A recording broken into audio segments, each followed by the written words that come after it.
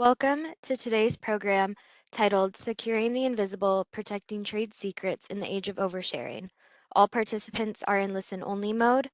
However, you are encouraged to submit questions throughout the presentation using the Q&A box on the right-hand side of your screen. For those interested in obtaining CLE credit, a code will be read later in the presentation. Please write this code down as it will not be repeated and is required for the CLE credit request form. During the presentation, you will also see a slide containing a QR code that can be scanned to access and submit your request for CLE credit. You can also find a link to the request form in the connection details email you recently received. Copies of the program's recording and materials will be distributed to all attendees in the days ahead. At this time, I would like to turn it over to Mitch Robinson and Mike Wexler. You may begin. Well, thank you for that, Sayla. If we could just move to the third slide here. My name is Mitch Robinson. I'm senior counsel at Seyfarth Shaw.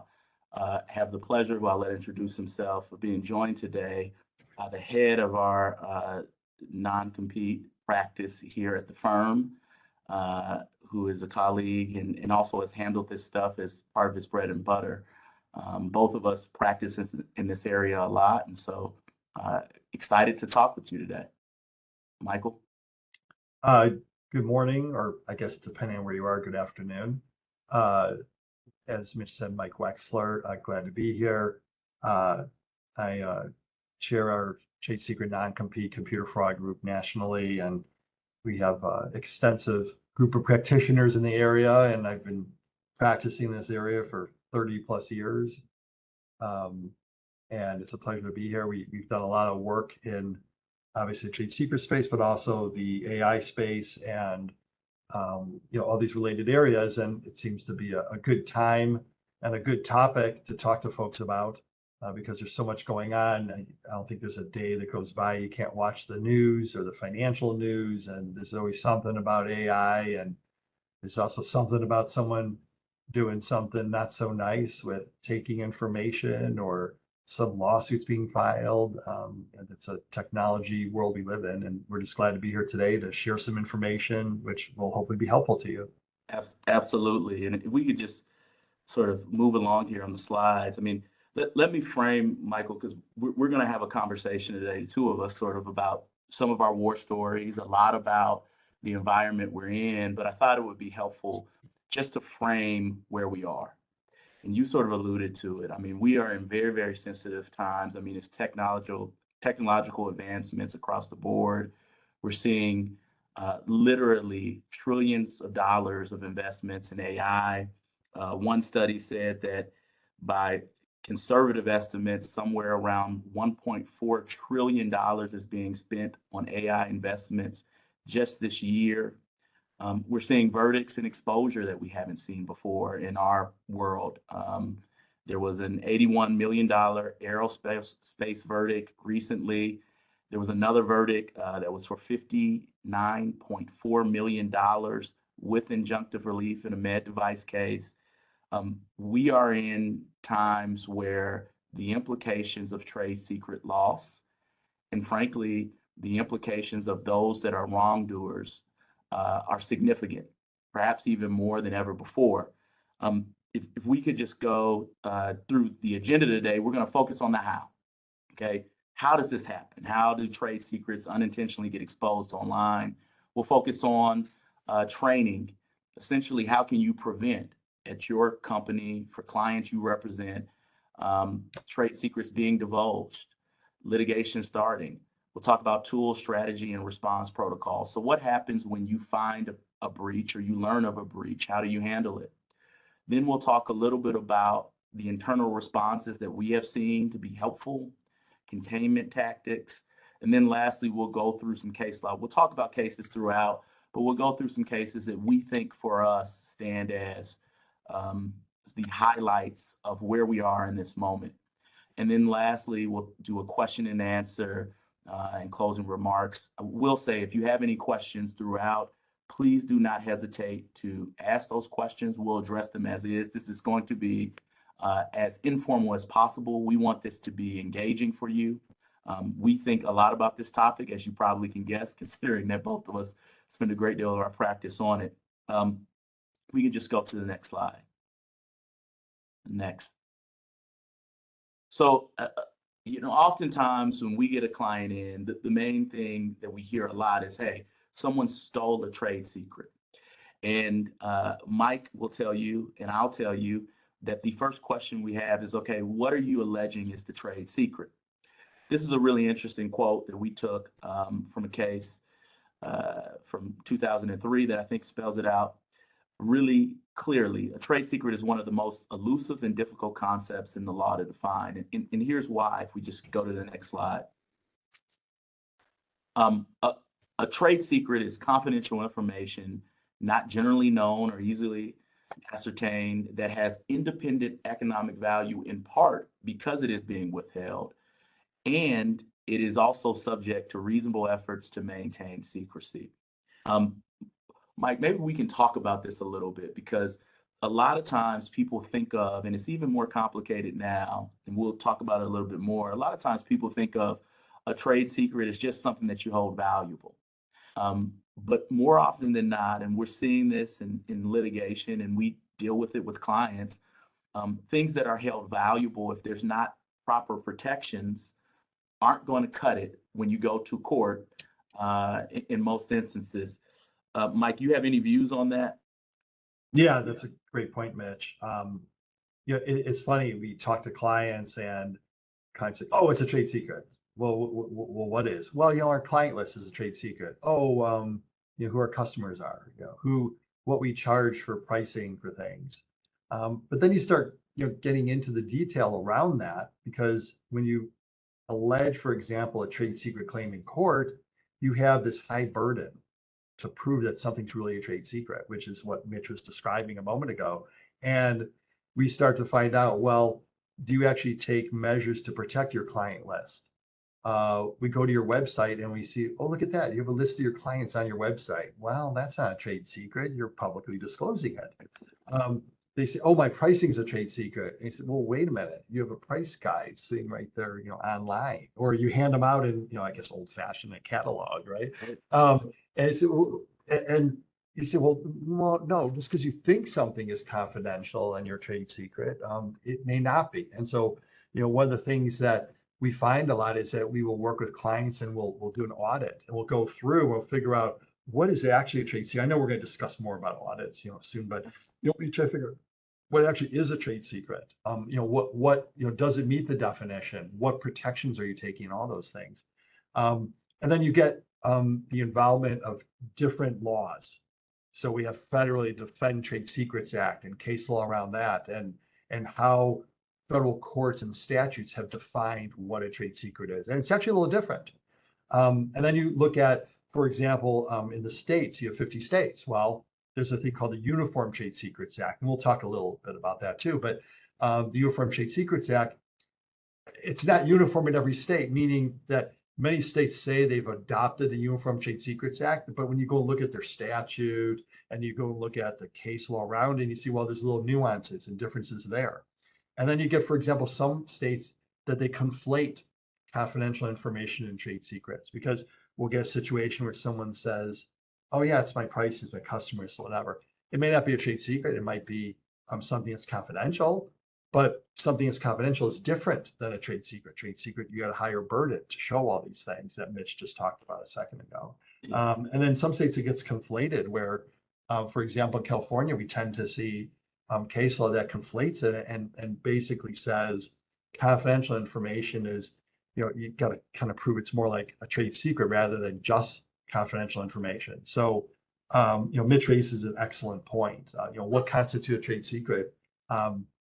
It's case by case and jurisdiction by jurisdiction. I mean, we're finding more and more, depending on the court that you're in, and this is why, oftentimes we encourage clients, right, Mike, to always seek out counsel either within your organization and certainly outside counsel before you pursue this. And it's not just because if in typical litigation, sort of you're weighing the cost benefit, thinking about outcomes, you're also got to consider what court am I in?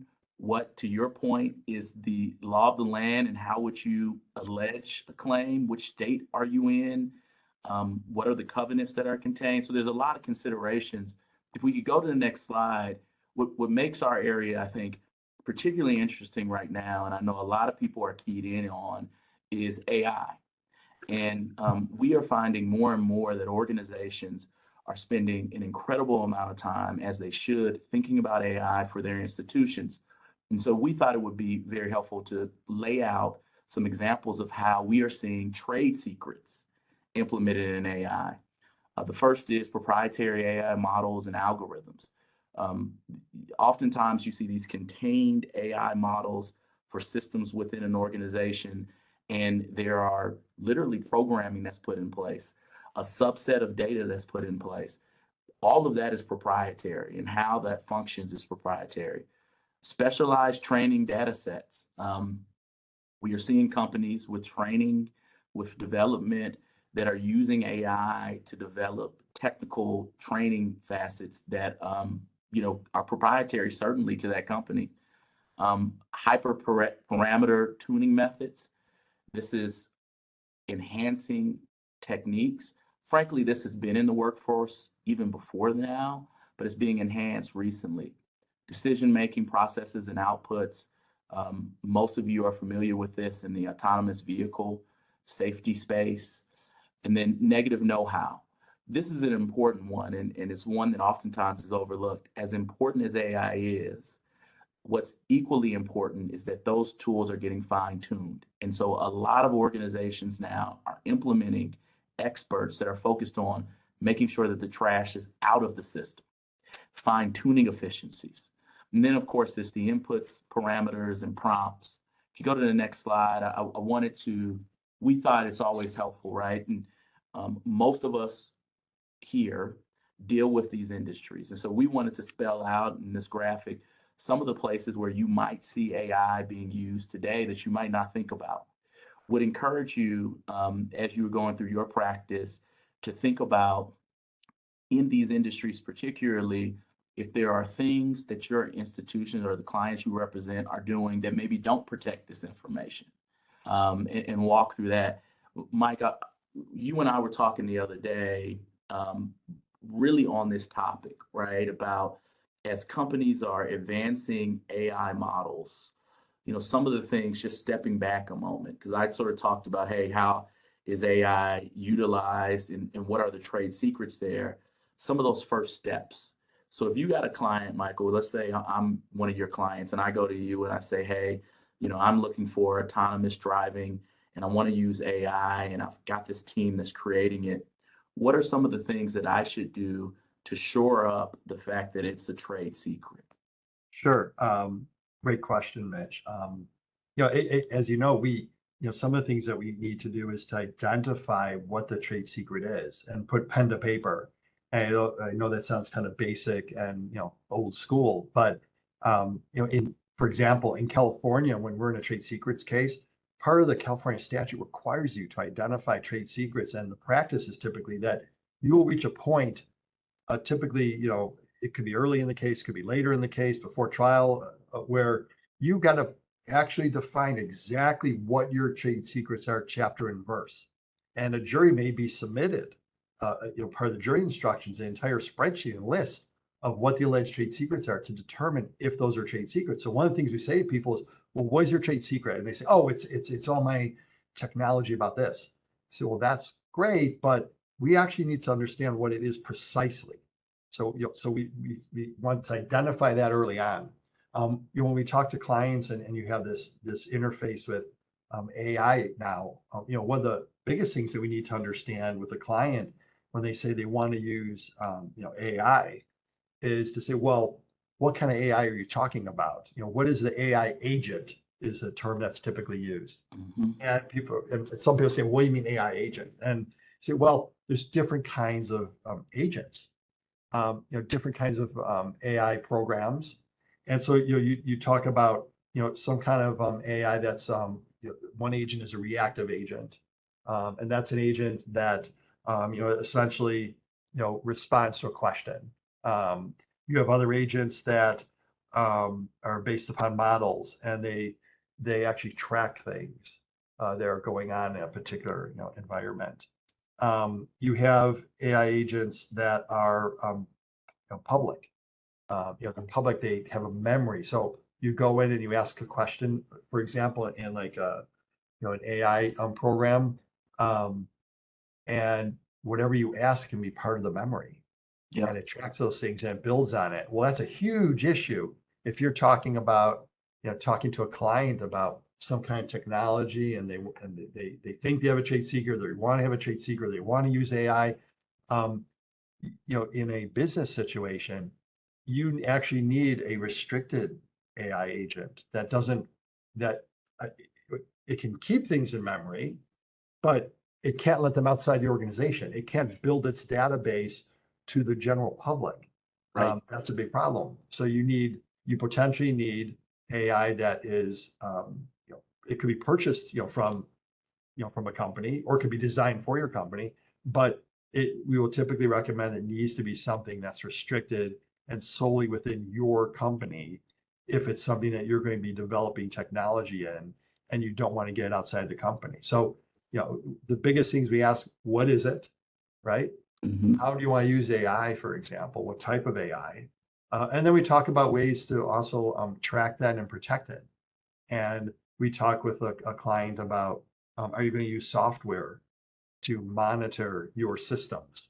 So for example, we have clients that have software that will identify certain keywords and programming and source codes and different things that if you're trying to send an email out and it senses, I guess the best way to put it, it senses that those things are in there, it may block it. Or it may send an alert to the security area, to folks that their job is to monitor for internet and information security. We have clients that have policies, no thumb drives, no hard drives ever to be used. Some clients will get computers and things without, oh my gosh, I don't want to say drive, Ethernet. It might not have Ethernet, cable opening, or it might not have, for a thumb drive. Or some will get brand new computers and they will take caulk and things and have them sealed up so you can't stick something into the computer. We will have, clients that we suggest they have extensive policies on use of devices and use of software within the organization. Some companies say you can only use our devices. Some companies say you can only use our software. Other companies say you can't use, you can use your own phone, but your phone is subject to inspection and has to have these criteria, or may have to be encrypted. I know I have my own phone, but my phone has encryption on it. Mitch, you have the same thing. We have encryption on our phones that because we use our phones fine personally, but also use it for work. There's encryption on the phones, and there are ways that if there's some kind of breach, it can be detected. There are also ways that if a phone gets lost or stolen, that the encryption protects the information on the phone.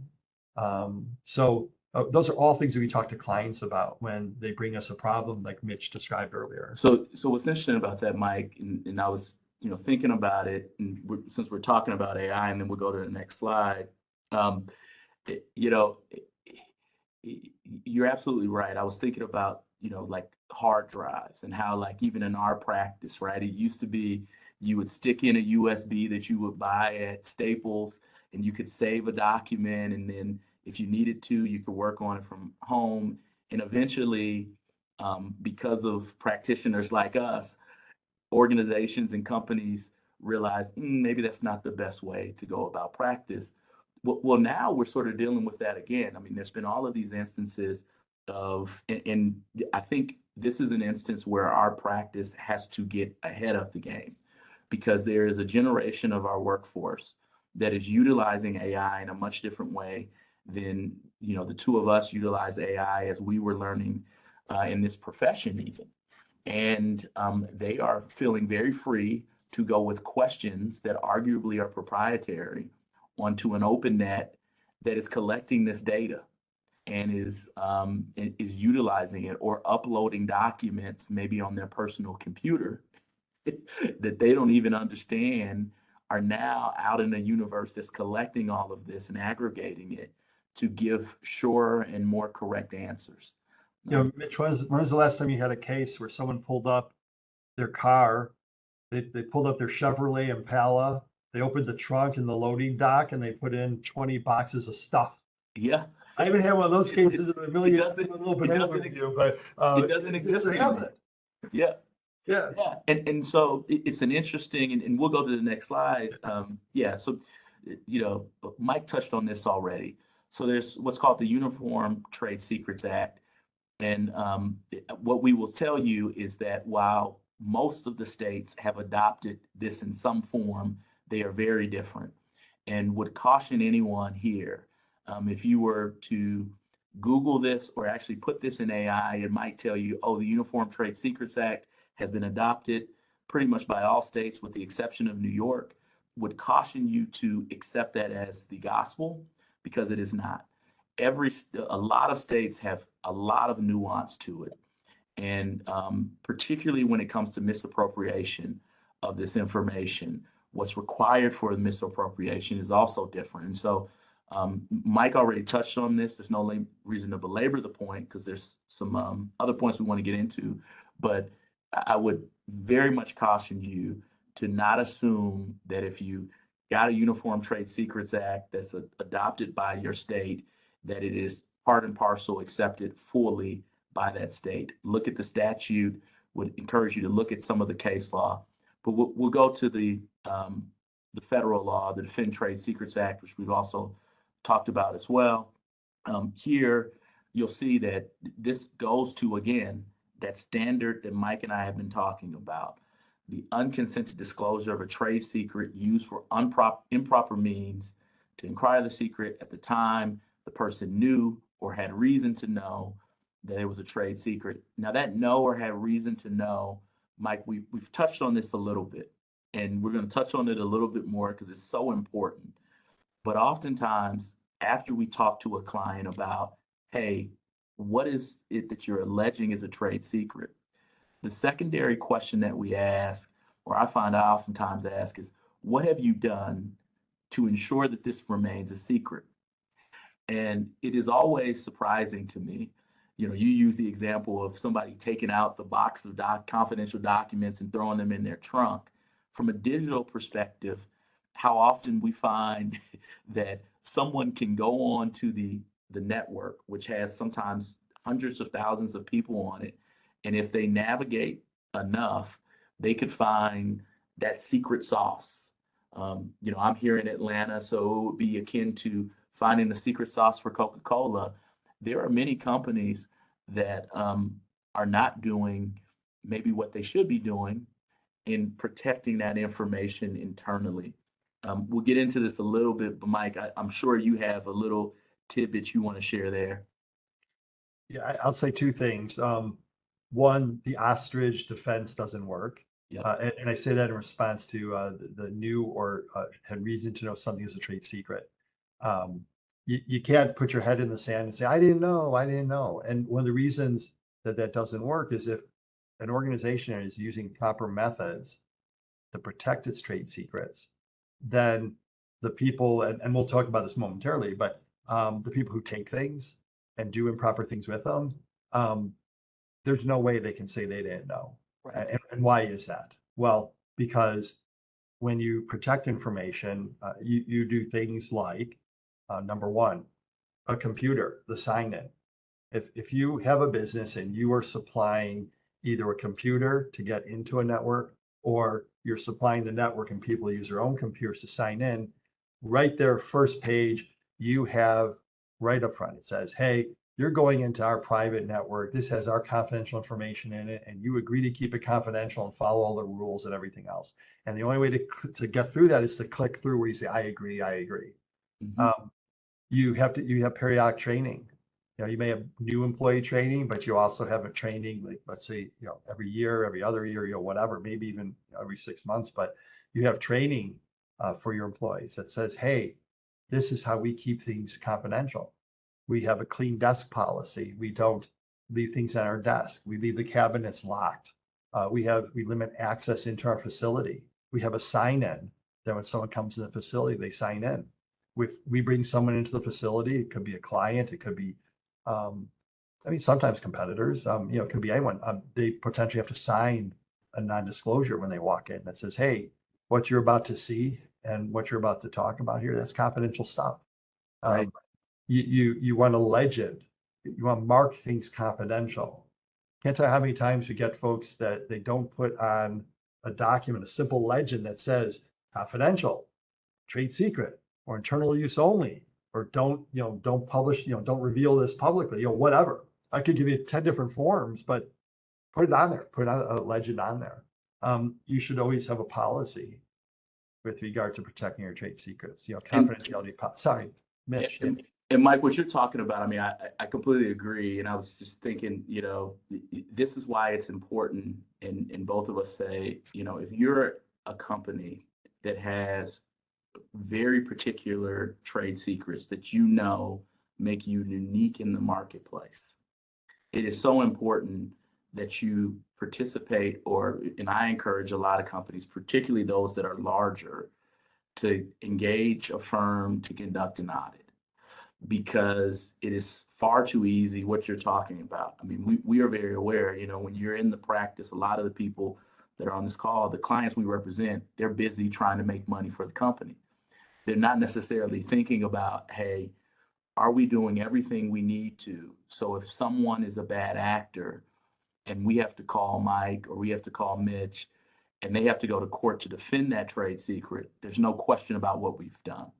And so if we go to the next slide here, Mike, tell us a little bit about who these people are that are still in this data. Give us a sense about, sort of some things, and you've already alluded to, that we can do. So, who are the people that steal things? Well, there's always the employee that'd rather be working somewhere else. Yeah. They're just a rogue employee and they want to steal stuff, right? That's your typical your actor. We have had litigation where this is no joke. A competitor paid $25,000 per formula that an employee could provide to this particular competitor. So if an employee stole something, and I won't give you this is a real case and real litigation, but this particular client of ours had formulas for the product that they produced, and a competitor would pay anyone 25 grand to take one of those formulas and provide to them, so they wouldn't have to spend the time and money to research and develop their own formulas to produce the product. Rogue employee takes many different forms. It's someone who's pissed at the business. It's someone who's paid off to steal stuff, and sometimes it's someone who's hacked into your system and has taken things. Or it could be one of your vendors. It could be someone who supplies you with. It could be someone who supplies you with people. It could be someone who supplies you with goods, services, and you provide them a certain information.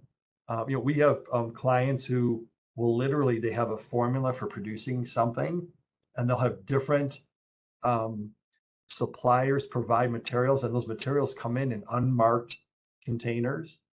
Doesn't say where it came from, doesn't say what it is, and it's one piece of the puzzle, so that they never put everyone in the same room with all the materials and everything, so they know what's going on. But you do get a situation where you have a supplier and like, oh, hey, I supply this, I can go sell this to a competitor. Typically you want agreements with your vendors that they exclusively provide, that product to you and you alone, or, with regard to the parameters you provide. But the folks that take these things, it differs at all levels of the organization and outside the organization. And then you always have to be worried about the rogue actor. I mean, how many times do we hear about ransomware attacks? Yeah. And how many letters do you get in the mail? I mean, real life experience. We all get these letters in the mail or an email that says, your data has been compromised because we found out for the last 6 months, someone at some foreign country was sitting inside our computer system tooling around and they got your stuff. And that's just personal data and financial data. Think about it, if they get into your company and get information with regard to products you produce or sell, your customers, your pricing, your margins. It could be it could be algorithms, high speed trading companies, that sort of thing. We see it all. So, who's stealing the data? Everybody. Everyone. I mean, it's I think you hit it on the head, that $25,000 example. is immediately when you brought that up, right, I'm thinking if a company's doing the calculation where they're willing to spend 25,000 to an employee, think about the value of that trade secret because there's a risk involved there, which they are certainly aware of. There's also a margin that any business person is savvy, about and understands. And so it's really interesting. Mike, let's go to the next slide here just quickly. And we talked about it. This is even further complicated by AI. And we sort of talked about a lot of this already, sort of with the disclosure elements of AI. And it goes back to what you had touched on, which is you need to be very smart about being contained. But wanted to take you to the next slide, Mike. And this is one where we've harped on it. If we can just go to the next slide. But want your input here. Can you sort of create some boundaries for those that are listening in today or might listen later on what is not a trade secret? So maybe they don't even have to call us and we don't have to bill them even an hour to do this form. Sure. I'm not going to read through this list here. You can look at it and see it. But, obviously generally things in the public, not trade secret. If it's something that you put on your website, it's something that you get from, from public sources, et cetera. Those things aren't trade secrets. They might be confidential, in some fashion because of the way you keep them and all that, but not really a trade secret. Now, let me give you a great example. I love this example. I use it all the time. I'm feeling my age today by saying this, but so phone book, not confidential. But let's say you go through that phone book and you call every person in that phone book and figure out which people in the phone book have mortgages, right? Now, everyone in the phone book doesn't have a mortgage, but now you take publicly available information. You then invest the time and resources to determine who in this phone book has a mortgage. And let's say your business is supplying mortgages, or maybe, I don't know, mortgage insurance, or supplying insurance, some kind of homeowners insurance to people who own homes. And you're able to take that public phone book and you're able to now have this, let's just say 50,000 entries. You now have an exclusive list of 5,000 of those entries who meet this certain criteria. You now may have a trade secret because you've taken publicly available information and you've put time, money, and resources into it and have made it a trade secret because now you have something that you can derive economic value from by soliciting those people and presumably getting sales from those people of some product, homeowners insurance or home warranties or whatever. So that'd be an example of where we took something public and we made it a trade secret to just sort of distinguish about what is and is not trade secret, to give you an idea how that works. And then obviously you get algorithms, you get formulas, you get manufacturing processes, you get business plans, the 5-year business plan, going forward. Those are all typically something that may be a trade secret that if your competitor got and didn't put in the time and resources and now has a head start. We talk about head start a lot. It's a term that's typically used in patent litigation, but we use it in trade secret litigation as well. Head start. If I take something from a competitor that I'm not entitled to, and I don't spend the time and money, and that other business is using it already, right? The head start that I got from the time and money I spent to make that trade secret, I lose that advantage if someone steals my stuff. That head start, which could have been years, right? Maybe I took 5 years to develop something and someone steals it. And they now, within 5 weeks, are producing some product or some service or whatever it is. That head start I lost because I didn't protect my trade secrets. And by the way, that other business, when we look at damages, we look at, well, the head start, it should have taken you 5 years to develop that. You did it in 5 weeks. So everything you made, I'm going to go after that and more, depending on the state statute. But yeah. Right, right. We go to the next slide, which is really just some good cases. I think we can go to the next one, but these are some good quotes. Basically says exactly what you're saying, Mike. And then 17 here, I think is a good one, Mike, if you could speak to, if you go to the next slide,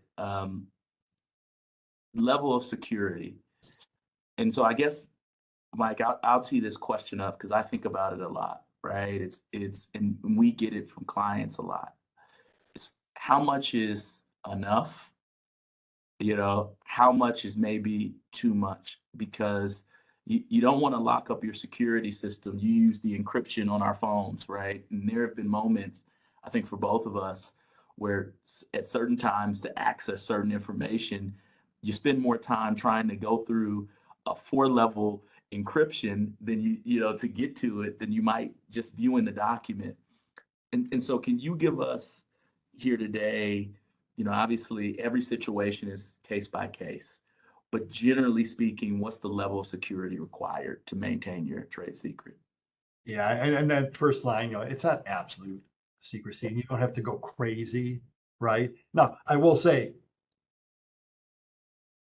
you can never have enough secrecy and security, right? I mean, you could go crazy and nuts, and to the point Mitch, made a moment ago, you don't go absolutely crazy on it, but you could go as far as you can if you want to, because you want to make sure that if you've got this great widget and the only way to make it is because of, grandma's secret sauce, you want to protect that to the nines because you derive value from that and no one can figure it out, right? But you want to do what's reasonable, right? And so what is reasonable? You rarely see a case where a judge says, "Hey, what you did was overboard," and you rarely see a case where someone took reasonable steps and the court says, "Yeah, that wasn't reasonable." But it's those outliers where you see, well, they didn't do anything. They didn't mark a document confidential, right? I mean, that's basic. Yeah. They didn't have a password to protect the computer, right? They didn't use access within levels of the organization, right? Meaning the higher up you are, the more access you have to the keys to the kingdom. Yep. The CEO has access to everything, let's say, the CFO, whatever, the chief, research development person, the CIO, et cetera. But you get lower down and, the receptionist at the front door doesn't exactly need access to the company's business plan. So, limited access within the organization. Again, just letting anyone walk in the facility with cameras and whatever and take pictures of anything, or let anyone rummage through your files. So you want to take reasonable steps under the circumstances.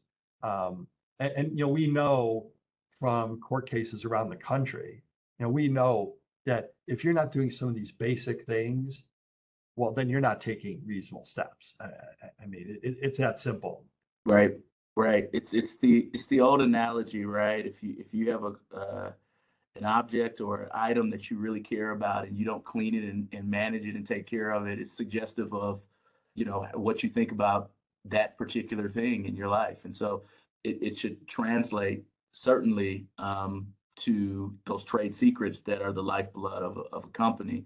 If we go to the next slide, we decided to do something that is akin to, for those of you that enjoy late night shows, and sort of list the common scenarios we see, and we'll go through some of them. I mean, obviously, we talked about the obvious is you got an employee and they post a trade secret on a public website, or that's the easy one, right? If you can show you protected it, it's the easy one in many instances. And Mitch, do you suggest that everyone have a social media policy to prevent number one from happening? Absolutely. And we'll get into this. I mean, you need a social media policy, and there's a case that we'll talk about if we have time, where there was an individual who actually, essentially worked for the company, had a social media account, and then transferred those followers over to his personal account. And but for that social media policy that was very clear and very direct, it could have gone awry for that company. They could have built up and propped up this individual who had built their brand to the benefit of another company. And so it happens. I have a case right now with a client that we're examining, and their social media policy, let's just say, is less than stellar. And it's created complications around trying to create those clear boundaries. And we see it all the time, right, Mike? I mean, the same thing, I guess I asked you for number two here, how many times do we see a cloud storage system that is not approved, where something is uploaded, and then the next thing you know, there's a breach where all the information is gone. Yeah, I mean, that's why we always suggest, in addition, to the social media policy, you have a policy with regard to how you store and use documents. Can't tell how many times we get a situation where someone, they take information, they load it to their personal computer because they want to go and work at the Starbucks, or they put things on their personal computer because they want to go print it at home. Businesses need to think about policy to make sure we manage those situations. Or people, upload things. Well, I just upload it to my personal Dropbox so I could get at it anytime I want, as opposed to going through all the encryption and security measures that might be, present when I use the company Dropbox or whatever. So, you need to have clear lines and policies, handbooks, policies, whatever, on how you handle company information. And then Mitch, you remind me, also, you get employees who they want to go publish. They are well intended. They want to publish. They want to do scholarly works, or they want to put things into industry publications. And they go and reveal the keys to the kingdom because they wrote to say, well, I was doing it for scholarly work, and I was Right. posting it to the X and such university,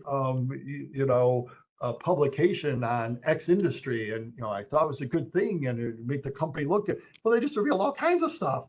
But Right. so you need a policies on that too. If your employee is going to publish and do things in social media, or do things in industry, publications, industry media, or even scholarly works, it should be reviewed within the company or have a policy. You can do it, you can't do it, and who reviews it before you publish those things, so you don't have these problems.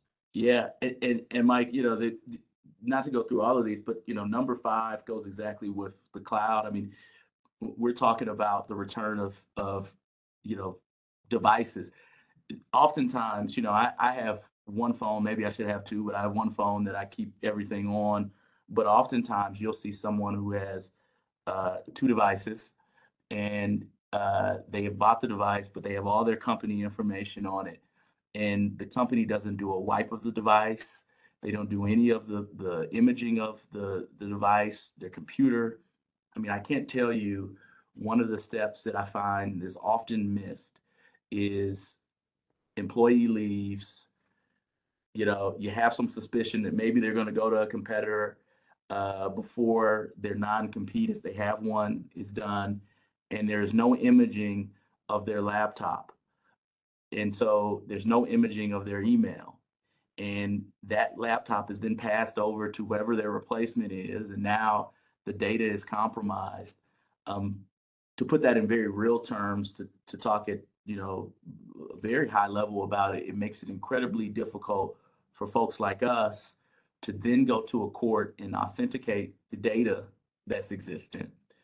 But in real practical terms, it also creates complications, right, Mike? Because you're now dealing with the situation where the information that you might have gotten on day one that you could have preserved, you now got to explain that to a court, and you also have to explain, going back, your safety protocols and why you didn't do this in the first place. And here's red magic marker time. I swear when we were in the bar review course, they said red magic marker time. Yeah. And so red magic, here's something you do, which we recommend to clients. When someone leaves the company, and I know there's certain procedural and cost barriers at times, depending on the organization, but someone leaves the company, take their laptop, put it on a shelf for 6 months, and wait to see if something bad happens. Or more practical, take the hard drive out, put it on a shelf, wait to see if something bad happens for 6 months, a year. Or have that hard drive imaged, have a central repository, and we take a person and leave, we take their hard drive, we have it imaged to a central repository, and we take their email account, and from the server typically, and we put it on a central repository. And we hang on to those things for 6 months to a year, so that if something comes up, right, they go to a competitor, all of a sudden they're in your business, And how would they know to do this particular pricing or this proposal or whatever it is? Or how do they know to come out this product all of a sudden? You have something you can go to and look at. We get kickback, sorry, we get feedback from, the IT guy says, oh, I got to repurpose those right away. I got to get them out to other people. So, well, fine, use the central repository. Or, I need that computer right away. Well, fine, then we'll just put the hard drive on a shelf. Well, those hard drives, they can get expensive. Well, that's why we use a central server repository to just image the information to. And so we come up with cost-effective ways and practical ways to sort of think about how do we preserve our information, how do we keep things if we potentially are concerned, as Mitch said, about someone leaving, going to a competitor. So we keep some tools. And also, I'll add another red magic marker time here after this. Have some in your business, you want to have reminders that go out. So like every 6 months, you have an automatic reminder that goes out that says, hey, just remind you, we have a social media policy. We have a confidentiality policy. And you put bullets in those, or you have people reaffirm those things with a just, click through, every 6 months or whatever. And you have a set policy when people leave the organization that says, okay, you're leaving the organization. One, you got to sign off on this. It's a reminder. You got all these obligations. It's in the handbook. It's in your employee agreement. Keep stuff confidential. Return stuff. Mitch mentioned earlier about returning things. Return stuff, right? And you have a reminder. You set processes in place. So when I go to a judge and I have to say that we took reasonable measures they were talking about before, I can show, I remind people, they sign policies, they have handbooks, they click through things. We keep their hard drive. They have a sign-in screen on the computer. They have a password, all those things. Yeah. Let's go to the next slide because you're talking about policies, and I think we should quickly go through some others that you should definitely be policies. You mentioned this. I mean, listen, if you got workforce, everybody has pretty much now that we've encountered has a remote workforce. You need to have a very clear policy around how they are supposed to use devices, what devices they should be working on, and what devices they should not be working on. I find that oftentimes people focus, particularly with the remote workforce, on time policies, expectations. Part of your expectation should be that messaging. Same thing. We've talked about it. I mean, one of the things that is keeping us in business is the use of messaging sources like Slack and other Facebook Messenger, Instagram Messenger, and the use of these within the workplace, with regard to having conversations. It should be very clear what messaging platforms you demand that your workforce uses.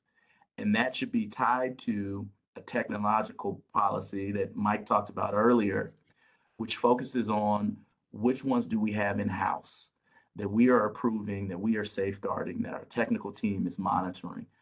It should not be what you think, the easiest tool to communicate is. And so if you're using Teams through Microsoft, you're going to want to make sure that you have safeguards within that system. If you're using WebEx or whatever it is, you definitely want to do that.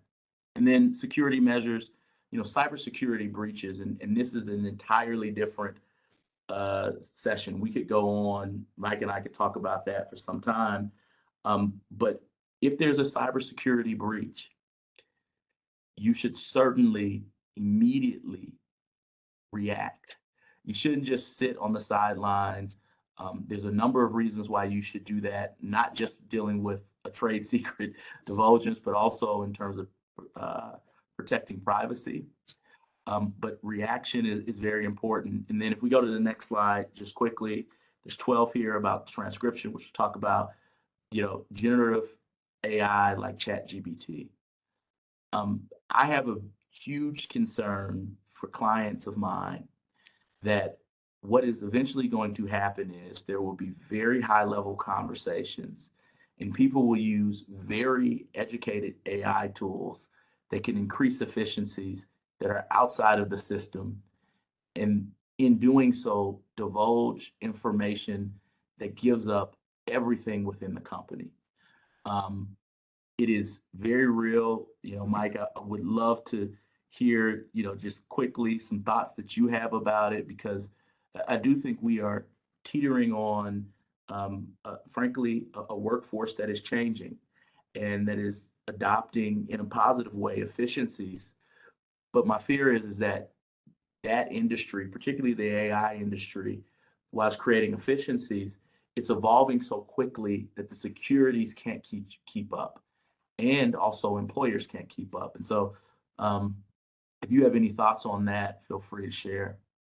Yeah, and it's a little bit similar to what we talked about earlier, but you need to you have to have a policy about what AI can and can't be used. And you have to understand the AI that is being used to understand, is it restricted? Is it closed? You know, um, is it a public AI? Is it a learning AI that is keeping all of the information you're inputting? You know, you can put into AI information and it can write source code for you. You Yep. can put, you know, information to AI and it can write a paper for you. It can make a business plan for you. You know, it's amazing what can be done with this stuff, but you have to understand what it is that you're allowing people to use, um, what it is you're allowing them to use, and what what the results are if it is used. Yep. So that's why it's critical to understand AI and understand the type of AI you're using. And then, you know, in the ideal world, we say to folks, you know, if a business can provide a phone, if a business can provide a computer, then that's ideal. But it can be, you know, administrative nightmare. It can be a prohibitive nightmare. But in the ideal world, we say, yeah, if a company owns the phones, if a company owns the iPads, if a company owns the computers, it has a lot more control over what can be done. And then also there can be, you know, within that, there can be software and encryption tools that can limit access and provide access in specific ways so that when you get all these AI situations, um, you know, you have a handle on it. But it's you know, it's in its early stages with regard to, you know, how we can control AI and the security features and how businesses can use it and best protect things. You know, I know people will purchase Microsoft Copilot, Yeah. but it's a restricted, you know, depending on how it's used, it's a restricted program within an organization. And so it's used, but it doesn't go outside the organization, and it's not tracking and allowing that information to go outside the organization, you know, with the way a company may purchase it and use it as part of the set of, you know, let's just say their Microsoft suite of services. Different than saying, yeah, hey, everyone use, you know, Chat GTI and, Yeah. you know, put whatever you want in, and yeah, and great, and create all these things, but it's tracking everything. And you know, Mitch will get into it momentarily, but there are cases where people put all this stuff in and you reveal everything into Right. some public AI, big problem. It's unbelievable. We'll go to the next slide, and Yeah, these two we'll yeah, go through quickly because, you know, one of the funny things, and next slide, please, that I think here is right when what I tell people is right when we started to understand social networking and how to manage that and how to manage communication on these devices and accept it, frankly. I mean, you'll see here, you know, a recent study, we got over 3 billion active users on Facebook, over 2 billion on Instagram, over 1.12 billion active users on TikTok, and then over 300 million on LinkedIn. And this is not inclusive of X, which has over 650 million. I mean, we're dealing with, in next slide, an environment where it is, you have to accept the fact that people are going to use these communication realms the same way they would use their cell phone to text a loved one, text a friend, or call a friend before. And so we've touched on this already, and I want to make sure for the sake of time, but you know, your social media policy has to be strong. It has to be inclusive of AI. It has to comport with federal and state law. I want to put an emphasis in that, and I want to put an emphasis on the NLRB. Those are two very important points. You want to make sure that your social media policy does not infringe or offend, particularly state law policies. If you are in certain states, I will call out a few that won't be surprising to many on this call, like California. You're going to be very mindful about your social media policy. If you're in LRB, you're going to want to think about how are we phrasing our language so it does not appear to be offending the right to organize. And so these are just little anecdotes that I would encourage you. And I tell everyone, I said, your employment policy, and Mike has touched on this, and we've beat it, several times now. Your employee policies are the first line of defense. I know that oftentimes people will go online and they'll take a handbook and they will say, this is the law of the land. That small investment in your policies and procedures can oftentimes be the savior when you have, unfortunately, someone who's divulged all of the trade secrets within your organization, because it stands as notice. Whether or not they recognize this notice, whether or not they said they read the full policy, it is all across the board. If your practices are aligned, the first thing that we'll turn to say, listen, they signed and acknowledged these policies. This is what we do to remind them of them. And it puts us on solid ground when we're before a judge who says, well, Mike, Mitch, you didn't do anything, your client didn't do anything to remind anyone of this. Let's go to the next slide because, Mike, I think that this is one of those things that oftentimes goes overlooked. And I want us to quickly touch on this, and then we'll spend the remainder of time going through a few slides that deal with some cases. Yeah, and we touched a little bit on this, and we don't have to read through all these, but we talked about this already. You got to limit access. You need to have use tools to help prevent downloads and easy access. Use passwords, use sign-in screens. You need to use labels on things. All the things we've been talking about, and it's also a good idea to have an audit and understand what is. And we've done this for clients where we come in and we say, well, what do you think is a trade secret? We come in and we go through and we tell them. So because that's what you're talking about, the IT review. Yep. Which in our world seems so, I can't tell you, Mike, and maybe it's because we think it's second nature, seems like a fundamental thing you should do on a regular basis is evaluate your IT, but that's part of what you're talking about with audits. Yeah, exactly. Because a lot of businesses don't know what they have. So do an audit. Yep. Find out what you have, and then, actually, go through and set up a policy and a plan that you remind people it's confidential. You make sure that people, when they leave the company, they don't still have access to their email. We've had cases where someone has had access to their email and they wonder why, well, so-and-so left on December 1st.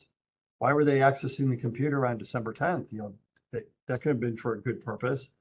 And say, yeah, but why didn't you disable it on December 1st when the person left, right? So, you need to do those things. And then you also think about, as you talked about saving hard drives and saving email accounts and things to be able to do forensic works and monitor email and phone activity to check into those things if there's an issue. We can go to the next slide here. So what happens when bad things happen? Well, that's when you call Mitch, you call me, you call your in-house counsel, you call your outside counsel, and you say, hey, you have a problem. Now what do we do? Well, move quickly, right? You can sit and hope it goes away, right? You don't wait for the paint to dry. You actually got to go in there and do something immediately, especially depending on the nature of the information.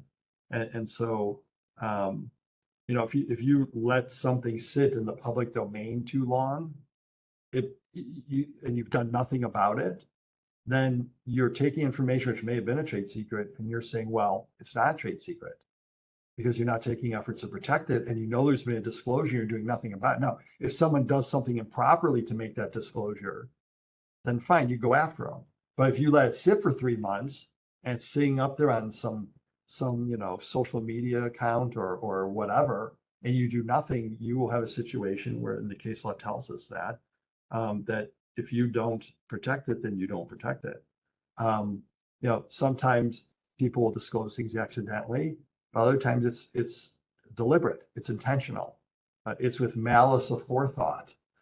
and that matters in certain states, that if something is done maliciously and with malice and with ill intent, that If there is a bad situation, you may be able to get attorney's fees in certain states because it was malice, it was malicious activity, as opposed to something could be deliberate, not malicious. Something could be inadvertent and not malicious. But if something is deliberate and malicious, state by state it matters. It can be different. So that's why you want to do things, and that's why you want to have policies and practices that everyone knows about and you can point to. We did training, we sent reminders, we had a whole exit process. Let's go to the next slide, please. And this, and I'll quickly just go over. This is the case that I was talking about. So this is the quintessential case. We talked about it earlier, and we have some other cases we want to get to. But essentially, there was a social media account manager, and they went to another company, and the court determined that the new company moved to dismiss. The court said, no, this is not a basis for dismissal. This case is one that stands out to us because it stands for the real proposition that if you have real good policies in place, to Mike's point, and you have really indicated the power of your network and the involvement of social media, in this case, the guy had 17,000 followers at the time that he left, you have grounds to bring a feasible and enforceable lawsuit. And so we can go to the next slide because we talked about that one. This one is really interesting to me. There was a time and place, actually, when I first started practicing heavily, where I used to love when someone would take that client list and they would, download it on the system because it would stand out as the quintessential trade secret. You're taking all the know-how, all the development. Well, building on case law previous to this, where, as Mike talked about, it's not just about the list. It's about sort of that extra effort that goes to that list. Do you have background? Do you have information? The court in this case determined that, hey, with regard to a lot of the information that was in that list, it could be obtained actually through online sources. And you could get it through LinkedIn, you could get it through other sources. Now, the proprietary information, and this is the point that I want to highlight or take the red pen, as Mike was saying, and put under it, is it is so important that you distinguish why your lists are different. It's not enough to just say, I got a name in a company. And so that is one of the key takeaways on this. Look, the court rejected wholly the TRO. That should stand out to a lot of us because it stands for the proposition that you need to do more. You just can't say, oh, they took our list, because if someone can respond and say, yeah, I could have found a lot of this online, it could put you in a very difficult place. Let's go to the next slide here. Mike, you talked about a lot of this and probably, but this is really the procedure. And so I'll turn it over to you just to go through really quickly, sort of, and many on this call already know, sort of the process that we oftentimes go through. Yeah, I have a process. When someone leaves, do an exit interview, have them sign something. If something's going wrong, and you can point to, I reminded them, they signed this acknowledgement, they did an exit interview. I send a cease and desist letter then. I say, hey, you're violating your agreement. And remember, you signed something and it said, hey, you were going to follow the handbook, you're going to follow the policies you signed, or the contract you signed. You want to go about immediately, gathering information. And that's when we talked earlier about if you saved the hard drives, if you saved, you saved the repository of the email accounts of people, and you want to gather information with regard to, did they take things before they left? Yeah. I'm not suggesting you go and do a forensic exam every time someone leaves, but if an issue arises, you have these materials, then it's time to quickly potentially do a forensic exam and look at those items and see, do they copy things and leave with things? You also want to, make sure that, whatever processes and investigation you're doing, you want to keep records of, you want to keep track of what you're doing. And you potentially then need to, if a cease and desist letter doesn't work, you potentially need to go to court quickly and seek an injunction, seek a TRO from the court to enjoin the person from working somewhere or using things or returning things. It just depends on the situation, but you'll want to do that. And sometimes, and we have situations where the level of bad acts rises to the level where we have to go to the authorities. And we have had situations where, at 4 a.m. the FBI is, has search warrants and is going into someone's home. At the same time, we're going to civil court, to federal court typically, and we're seeking an injunction at the same time that the U.S. Marshals and the FBI are handling getting things back or that sort of thing. So that's kind of how that process works. And again, it's moving quickly, and it's getting assistance. You can go to the next slide. And this is kind of just what we were talking about before, right? It's the nuclear option. Look, our part of our job, as much as Mike and I love to litigate and we love trying these cases and we love our main job is to try to, for clients that we aren't getting called on when this nuclear option is the last option, is to try to avoid this. And so we've talked a lot about that before. Let's go to the next slide, because I want to end with us sort of giving some cases that I think give a flavor, right, Mike, to some of the stuff that we deal with. And, what I like about this is while, certain of these cases, maybe we weren't involved with them, but they are very much akin to something we've seen in our practice in some way. So, tell us a little bit about the Google v. Roy case. Yeah, I mean, sort of you can read the bullets there, but the long and short of it is where an employee put pictures of what essentially was, confidential chip design into social media, and then and you get this issue that some of the materials were kept or released in a foreign country, despite efforts to stop the activity.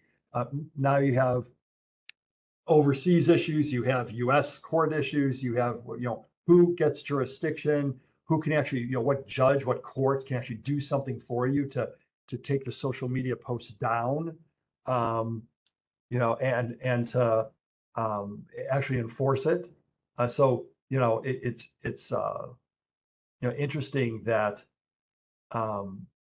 when you have to deal with foreign countries and what happens. I mean, I had a case many years ago where a guy took all the formula information and testing results for a drug, and we could track that he took it and he went outside the country and he went to a foreign country, and then he came back, and we had investigators and the FBI and everyone who identified where he was and everything else, and eventually search warrants were done by the Justice Department, FBI, and the U.S. Attorney got involved, and we went to civil court at the same time to enjoin that conduct. But this Google Roy case shows you get all kinds of issues that aren't just isolated to the U.S. Yeah. We go next. Yeah. We go to the next case. I thought this was an interesting case. This West Technology Group LLC for Sunstrom. Again, you can look at the slides here, but this is an instance where there was a trade secret case that was brought. The defendant in this case was allegedly forwarded 218 emails containing trade secret information, but which is a very real thing that we sort of talked about, but this is a case that we wanted to highlight it, but also use Otter to prepare AI transcription. So on many of the calls, like the ones we're having today, it was transcribed and he took that information in. There was a lawsuit brought, and the argument was, hey, judge, not only is this person forwarded 218 emails, they also have this AI agent which has transcribed all of these meetings that they're participating in that contain sensitive information. The court decided immediately not to grant the ex parte TRO, but actually on January 3rd, 2025, a consent motion for a preliminary injunction was entered. Wanted to flag this case for a few reasons, and Mike and I, this is another one of those things that we're seeing time and time again, the integration of add-on tools, and we get it. You have a lot of meetings during the day. I was watching a commercial the other day, and it suggested You can now use your phone. You record the conversation. It will transcribe the high notes. It will read it back to you. It will distill all the information. Having a clear policy against that is number one. You need to make sure that your workforce understands that while that might be a helpful tool when they're coordinating, in my case, the dance schedule for their daughter and try to figure out all the dates, it's not applicable in the workplace. And so this is a good example of that. If we go to the next slide here, you have the CompuLife software case. Again, the same thing is here. This is what we talked about before. When you have an AI bot that's built off proprietary information, you want to make sure that there is a respect for that proprietary information. Here, oddly enough, the court deemed that it wasn't copyright infringement, but did see a trade secret misappropriation, given the fact that they took some of these databases and some of the background, some of the guts of the system, and utilized it.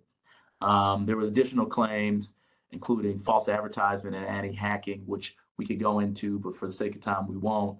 Those were later dismissed. But this is another case in our mind that stands for this very important proposition. And Mike alluded to it, and I want to put an emphasis on it. As you are creating these tools, and in addition to creating safeguards, you also want to highlight how they're unique, how you used your internal knowledge, know-how, and invested in this product. And so AI is exactly the same with regard to that. Let's go to the next slide. And then, Mike, what do you say we go through maybe one of these and then, or one or two, and then we leave at least 2 minutes for questions if there are any.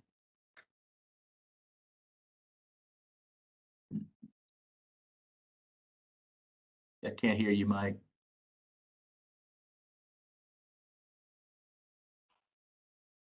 Sorry, not sure how that happened. Yeah. You know, this is a more recent case. Hopefully you can hear me.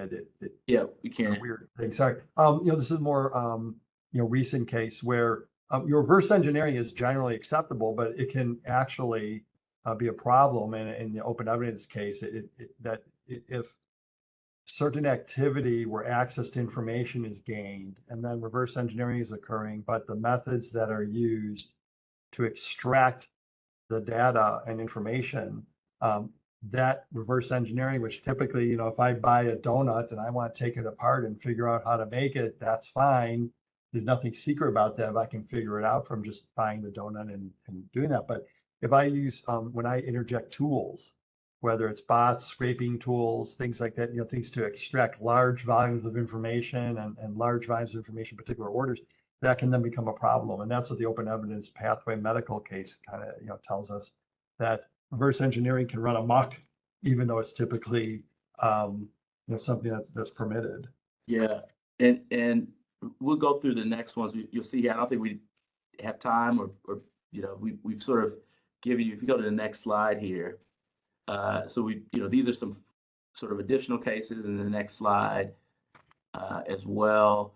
You know, this is a software engineer who posted a source. It's the same sort of thing. And then the next slide. The point of these last two slides is that, and then you can go to the next one, is trade secrets are being enforced internationally. We are living in a global economy. And so the enforcement and the protection of trade secrets, I think I mentioned it at the very beginning, somewhere around $300 billion in loss is taking place here in the United States due to trade secrets. And so it is a significant place for us to be in. Maybe we conclude, Mike, with sort of, if you had to give the soundbite to a client in an elevator about where we are and what they could do right now today to enhance their protections within their organization, what would you say?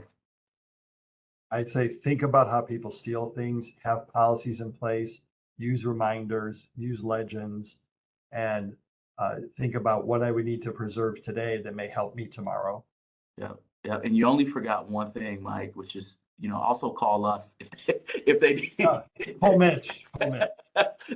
Call us if you need any assistance. Completely Okay. agree.